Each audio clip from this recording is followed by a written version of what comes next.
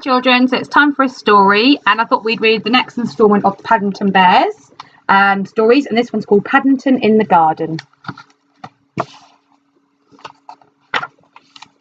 One morning, Paddington went out into the garden and began making a list of all the nice things he could think of about being a bear and living with the Browns. He had a room of his own and a warm bed to sleep in, and he had marmalade for breakfast every morning. In darkest Peru, he had only been allowed it on Sundays. The list was soon so long he had nearly run out of paper before he realised he had left out one of the nicest things of all.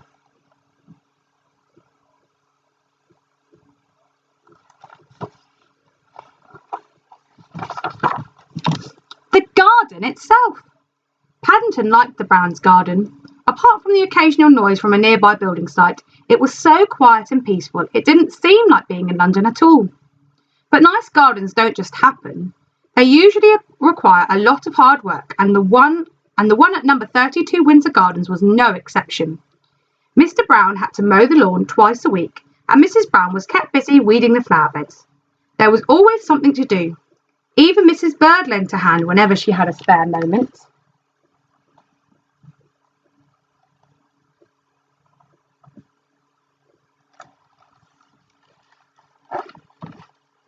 It was Mrs. Bird who first suggested giving Jonathan, Judy and Paddington each a piece of the garden.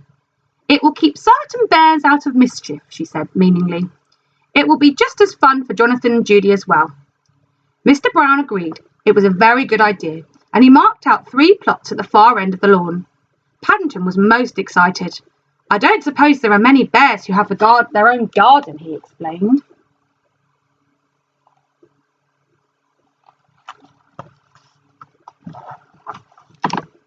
Early the next morning, all 3 set to work.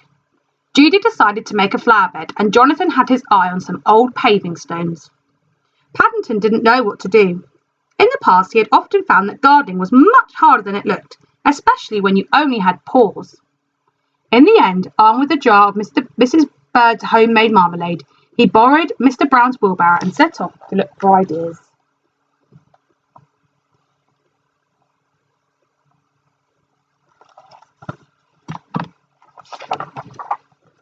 His first stop was a stall in the market, where he bought a book called How to Plan Your Garden by Lionel Trugg. It came complete with a large packet of assorted seeds, and if the picture on the front cover was anything to go by, it was no wonder Mr. Trugg looked happy, for he seemed to do most of his planning while lying in a hammock. By the end of the book, without lifting a finger, he was surrounded by blooms. Paddington decided it was a very good value indeed, especially when the owner of the stall gave him 2 pence change.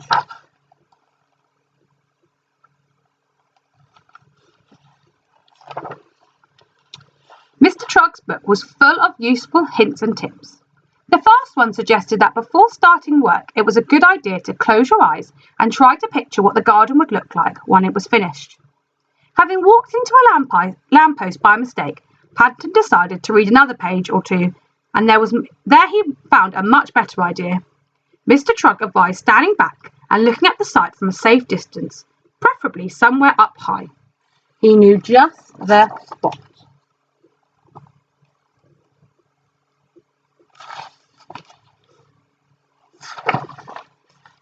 By the time Paddington reached the building site near the Browns' house, it was the middle of the morning, and the men were all at their tea break.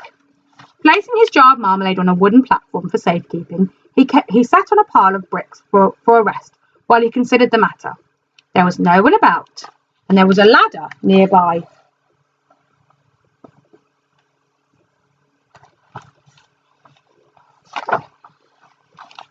Mr. Trugg was quite right. The Browns' garden did look very different from high up.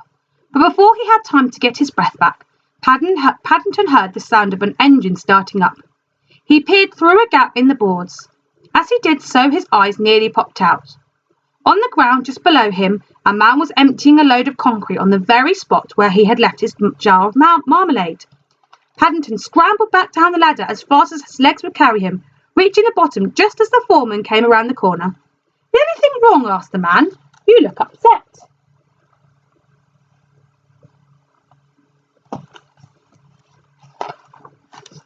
"My exclaimed Paddington hotly, pointing to the pile of concrete. It had some of Mrs. Bird's best golden chunks in it too. I won't ask how your jar got there, said the foreman, turning to Paddington as his men set to work clearing the concrete into small piles, or what you were doing up that ladder. I'm glad of that, said Paddington, politely raising his hat.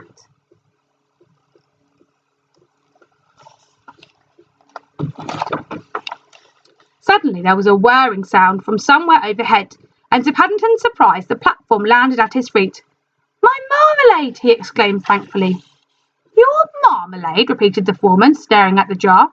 Did you say marmalade? That's right, said Paddington. I put it there ready for my elevenses. It must have been taken up by mistake. Now the top's come off. Can you see the marmalade?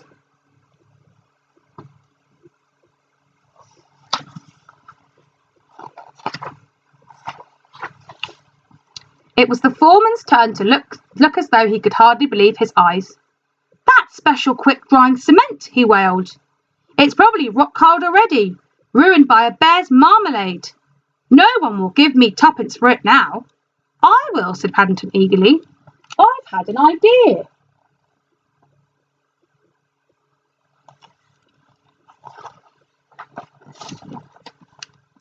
Paddington was busy for the rest of the week.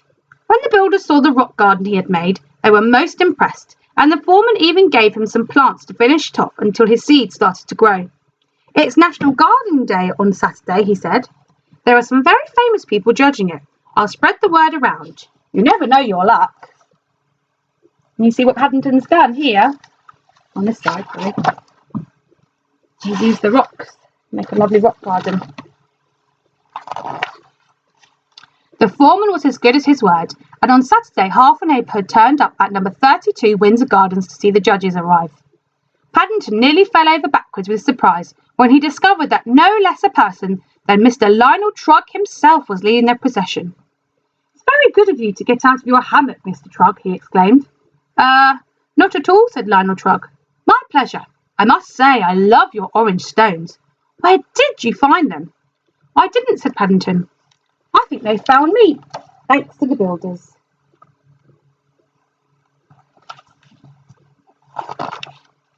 Congratulations, said Mr. Trugg as he handed Paddington a gold star.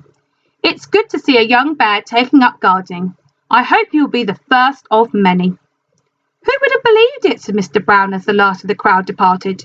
You must write and tell Aunt Lucy all about it, said Mrs. Bird. They'll be very excited in the Home for Retired Bears when they hear the news. Paddington thought that was a good idea, but he had something to do first.